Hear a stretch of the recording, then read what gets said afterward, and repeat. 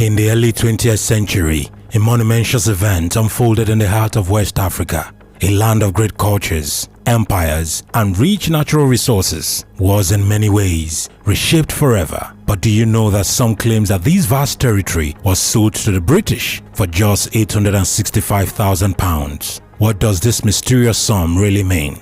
How did Nigeria, with its deep history and diverse people, come under British rule? And why does the narrative of a sale persist in the popular imagination? In this documentary, we will delve into the history of Nigerian's colonization, the role of British traders and companies, the infamous £865,000, and how all these events came together to shape the Nigeria we know today.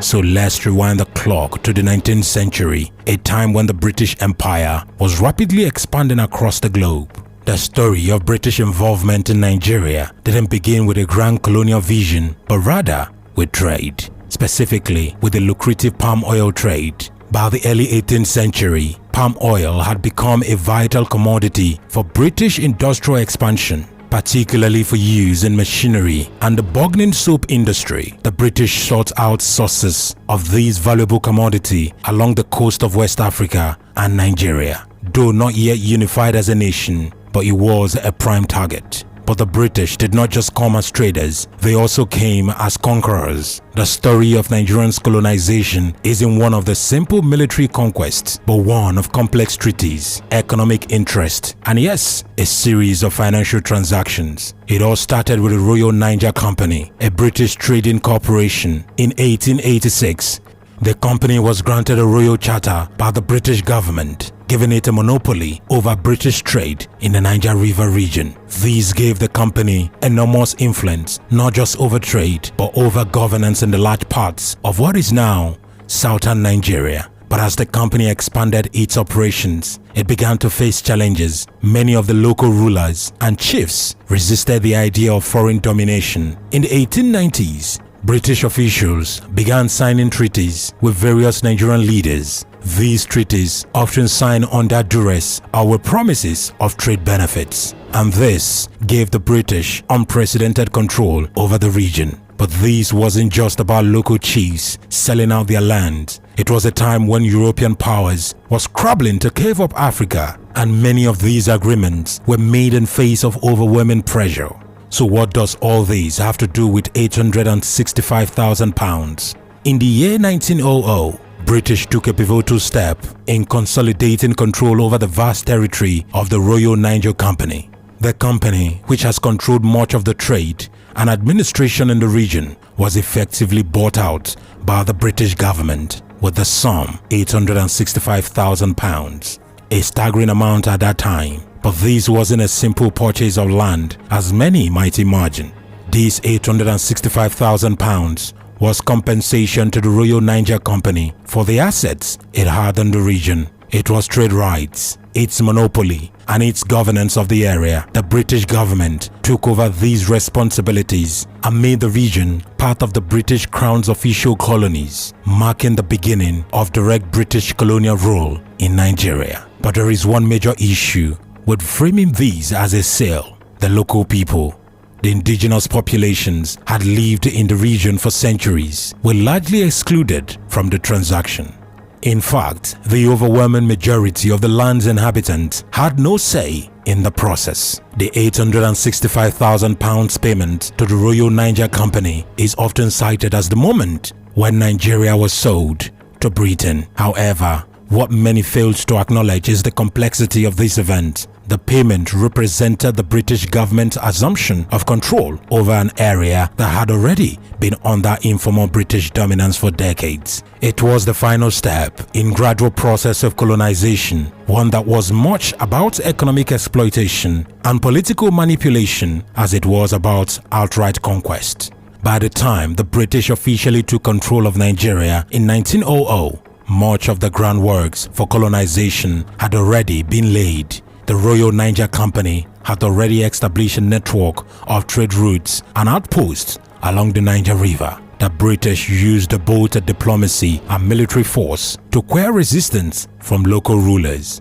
In the north, the British forces engaged in several conflicts with the Sokoto Caliphate. a powerful Islamic empire before finally subduing it in 1903. Meanwhile, in the south, the British relied heavily on alliance with local elites, which enabled them to maintain control of strategic ports and trading hubs like Lagos. British colonial officers implemented systems of indirect rule in which local leaders were co-opted into the colonial administration, often serving as intermediaries between the British and their people.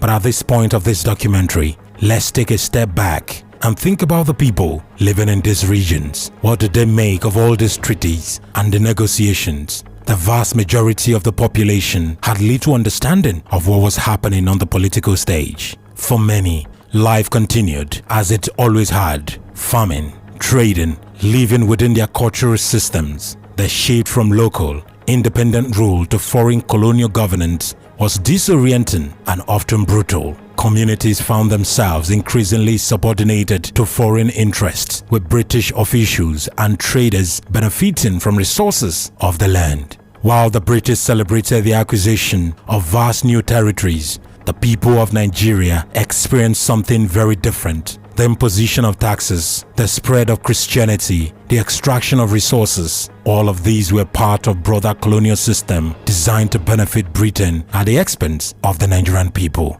The British invested in infrastructure, building railroads, roads and ports, but these developments were primarily designed to extract resources, not to benefit the local population.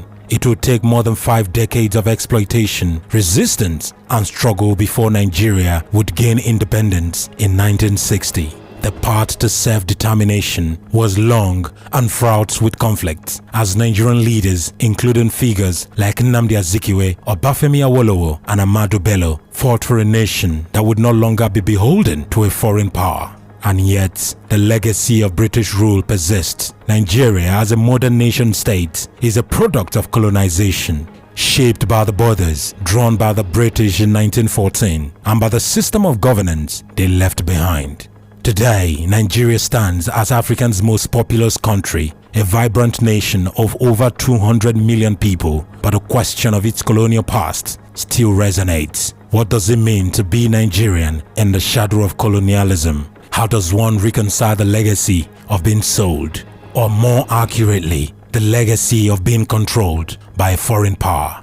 These are questions in the minds of millions of Nigerians. The £865,000 transaction might have been a key moment in the British colonization of Nigeria, but it was just one chapter in a much longer story, one that continues to shape the political, social, and economic realities of Nigeria today. So was Nigeria sold to Britain? That's the question at this point. Perhaps not in the way the term might suggest, but it is undeniable that the forces of empire, economics, and politics played a crucial role in shaping the history of this great nation. The £865,000 is a reminder of the complex, often painful history of colonization and the enduring legacies that still echo through the streets of modern Nigeria. The past is never truly gone. It lives on in the stories that we tell, the histories we confront, and the future we continue to build. Thank you for watching this documentary on Frank Speaks. If you found this exploration of Nigeria's colonial past interesting, don't forget to like, share, and subscribe for more insightful content on history, culture, and global affairs. Until next time, continue to explore on Frank Speaks with some other videos existing on this channel. You can as well drop your comment on the comment box below and let us know of what you think of this powerful transaction that has changed the political landscape and the history of the Nigeria that you live in today. Thank you once again for watching.